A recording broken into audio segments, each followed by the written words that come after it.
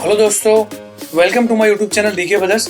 आज का हमारा वीडियो का टॉपिक है कि जो मुरे ऑर्गेनाइजर्स का जो स्टॉक्स है वो आपके पोर्टफोलियो में दिखाई नहीं दे रहा है। बहुत सारे यूजर्स का क्वेश्चन था, सो उसको लेके मैंने वीडियो बनाया हुआ है। दूसरा, आज उसका एजीएम था, एनुअल मीटिंग्स, सो उसको लेके भी मैंने अपडेट्स यहाँ पे डाला हुआ है। सो अगर आप मेरी चैनल पे नए हो तो मेरी चैनल डीके ब्रदर्स को सब्सक्राइब करो, ऐसे इंफॉर्मेटिव वीडियो मेरे चैनल पे आपको मिलते रहेंगे।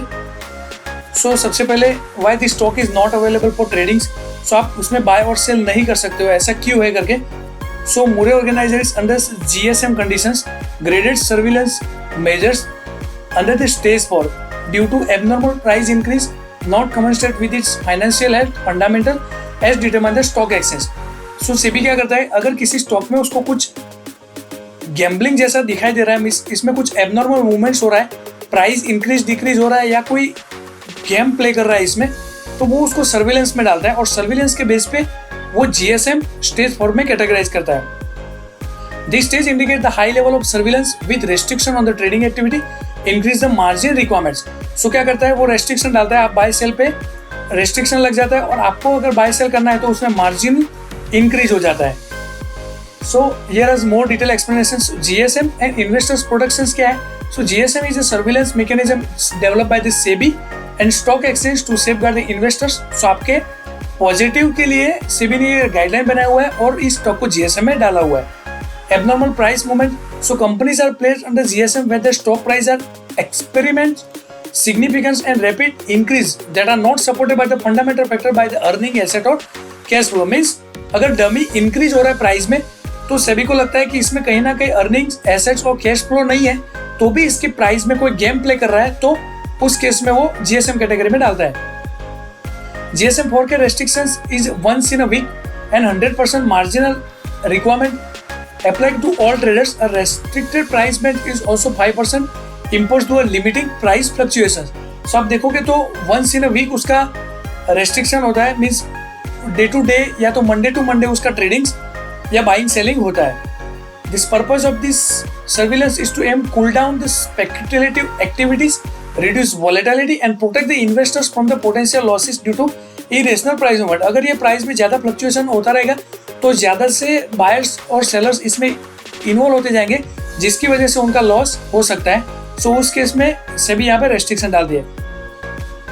सो मुरे ऑर्गेनाइजेशन का जो केस है, the specific reasons in the placement GSM stage 4 would be detailed in the stock exchange circulars which likely do criteria like those mentioned in the response। This criteria includes the market capitalizations, PE ratio and price to book value।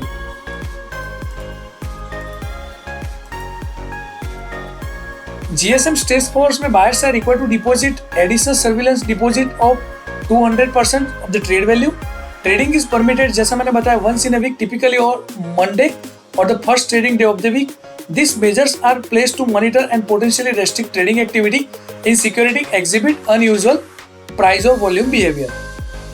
Implications क्या है? Being a GSM stage 4 indicate the stock is subjected to increased surveillance due to concern about the financial health and market risk। Investors are advised to conduct thoroughly due diligence and consider the company's financial stability and growth prospect before the investment। So SEBI यहाँ पे आपको warn कर रही है कि अगर आप invest करना चाहते हो तो बहुत ही केयर करना है। अभी ये मुरे का जो हिस्ट्री है, सो आप देखोगे तो 13 फरवरी 2025 से लेके 15 अप्रैल 2025 वो जीएसएम कैटेगरी 4 में सेबी ने रखा था। 90 डेज का अप्रोक्स उसका मॉनिटरिंग रहता है, बट उसके बाद अगर कंपनी को लगता है, सेबी आइडेंटिफाई करता है कि इसमें कोई एबनॉर्मल मूवमेंट नहीं है, एवरीथिंग इज फाइन, तो वो वहां से स्टॉक को रिमूव करता है। उसके बाद आप नॉर्मल ट्रेडिंग बाइंग कर सकते हो। सो अगर आपके पास अभी ये स्टॉक का लॉट पड़ा हुआ है तो आपको कोई भी चिंता करने की जरूरत नहीं है। 11 जनवरी 2025 से जीएसएम स्टेज 4 में गया हुआ है और अभी वो एक्टिव है इस कैटेगरी में। अगर सेबी वीकली मॉनिटर करेगा और सब कुछ नीट एंड क्लीन चिट मिलेगा तो अगेन वो एग्जिट हो जाएगा इस कैटेगरी से। सो अगेन आप stock buy sell purchase hold कर सकते हो। सो आपको अगर आपके पास स्टॉक पड़ा है और आपकी डिस्प्ले में नहीं दिख रहा है, आपका जीरोधा में अकाउंट है या कोई अदर ट्रेडिंग प्लेटफॉर्म पे अकाउंट है, वहां पे नहीं दिख रहा है, तो आपको टेंशन लेने की कोई जरूरत नहीं है। कुछ टाइम के बाद अगर ओके मिलता है तो ये कैटेगरी से रिमूव हो जाएगा। अभी लेके आता है बोर्ड मीटिंग्स का जो अपडेट है। ऑलरेडी उन्होंने एक बार एक्सटेंड किया था, सो आज ऐसा सुनने में आ रहा है कि जून सॉरी जून 18 को उन्होंने डिसाइड किया था, और उसमें उन्होंने कुछ भी डिक्लेयर नहीं किया हुआ है। डिविडेंड को लेकर कुछ ऐसा डिक्लेयर कर रहे हैं कि नेक्स्ट कंसिडरेशन हम लेटर डिविडेंड की डेट बताने वाले हैं। ऑफिशियली कोई भी साइट पे इसका बोर्ड मीटिंग का आउटकम्स नहीं मिल रहा है, बट लेटर ऑन जो भी अपडेट्स आता रहेगा मैं आपको अपडेट करता रहूंगा। सो मेरी चैनल डीके ब्रदर्स को सब्सक्राइब करो, ऐसे इंफॉर्मेटिव वीडियो मेरी चैनल पे आपको मिलते रहेंगे।